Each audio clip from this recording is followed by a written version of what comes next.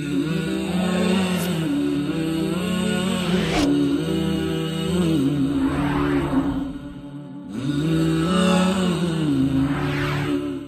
کریم صلی اللہ علیہ وسلم نے ہمیں آپ کو یہ سکھایا ہے کہ بھئی جس زندگی کے جس مرحلے میں ہو اللہ سے کچھ نہ کچھ مانگو۔ یہ جو ادعیہ مسنونہ ہے نا،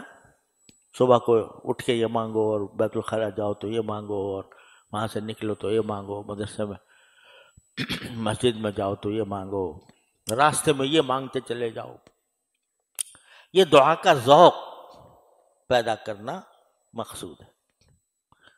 اور جب یہ پیدا ہو جاتا ہے تو پھر آدمی کا دل وہ ہر وقت کچھ نہ کچھ مانگ رہا ہوتا ہے اللہ تعالیٰ سے۔ جب یہ دل لگ جاتا ہے اللہ تعالیٰ کی طرف تو چاہے زبان سے کچھ بھی کہہ رہا ہو بندہ، کسی بھی مشغلے میں مشغول ہو، لیکن دل اس کا متوجہ ہوگا اللہ تبارک و تعالیٰ سے مانگنے کی طرف۔ اور یہ اللہ جل جلالہ تک پہنچنے کا بہترین،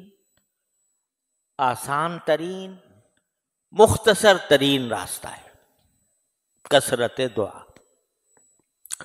تو اس لیے قرآن کریم نے دعائیں سکھائی ہے، یا نبی کریم سرور عالم صلی اللہ علیہ وسلم نے جو مانگی ہیں یا ان کی تعلیم دی ہے، ان کو پڑھنا یہ اس لیے ہے تاکہ کچھ اس کا ذوق پیدا ہو، دعا کرنے کا ذوق پیدا ہو۔ اب جس کو ذوق ہو جاتا ہے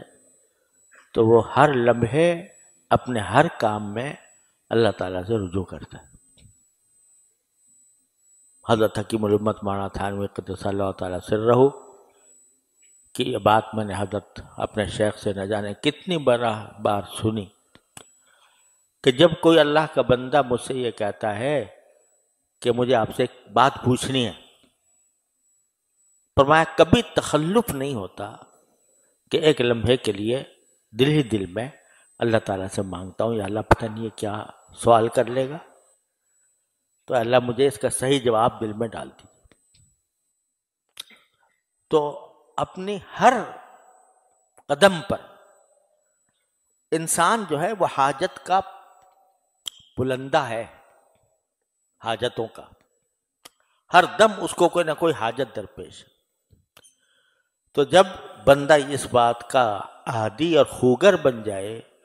کہ جو حاجت بھی ہوگی میں اللہ تعالیٰ کی طرف رجوع کر کے اس سے مانگوں گا، یا اللہ یہ میری حاجت پوری کر دے۔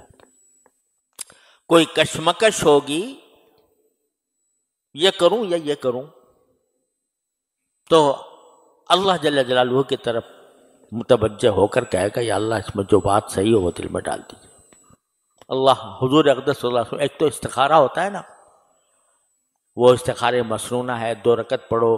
2 رکعت پڑھ کے پھر استخارے کی جو دعا ہے وہ پڑھو، اس میں کم از کم 5-10 منٹ لگ جاتے ہیں اگر آدمی باقاعدہ استخارہ کرے۔ قربان جائیے نبی کریم سرور عالم صلی اللہ علیہ وسلم کے، انہوں نے ہمیں، آپ نے ایسا طریقہ بتا دیا کہ جب کبھی کشمکش ہو کسی معاملے میں، چلو یہی کہہ دو اللہم خر لی واختر لی، اللہم خر لی واختر لی، بس۔ لمبے چوڑے استخارے کی بھی اگر موقع نہیں ہے، وقت نہیں ہے، تو اتنا کہہ دو اللہم خر لی واختر لی، یا اللہ آپ میرے لیے پسند کر دیجئے ان 2 راستوں میں سے جو میرے سامنے ہیں، جو راستہ میرے حق میں بہتر ہو وہ آپ خود پسند کر دیجئے، اور اسی کو مقدر بھی کر دیجئے کہ میں کروں تو وہی کروں، کر کے دیکھو یہ کام۔ روزانہ انسان کو کوئی نہ کوئی کشمکش پیش آتی ہے، کوئی نہ کوئی کشمکش پیدا آتی ہے۔ ابھی میں تقاضا ہو رہا ہے کہ کھانا کھاؤں پہلے یا سبق پڑھوں، سمجھے، یا مطالعہ کروں، کہہ دو اللہم اغفر لی واختر لی، پھر جو ہوگا وہ انشاءاللہ تمہارے حق میں بہتر ہوگا.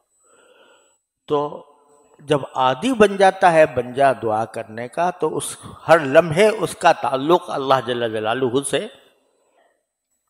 قائم رہتا ہے. اس لیے میں نے یہ سلسلہ شروع کر رکھا ہے. اللہ تعالیٰ اس کا فائدہ پہنچا دے ہم سب کو.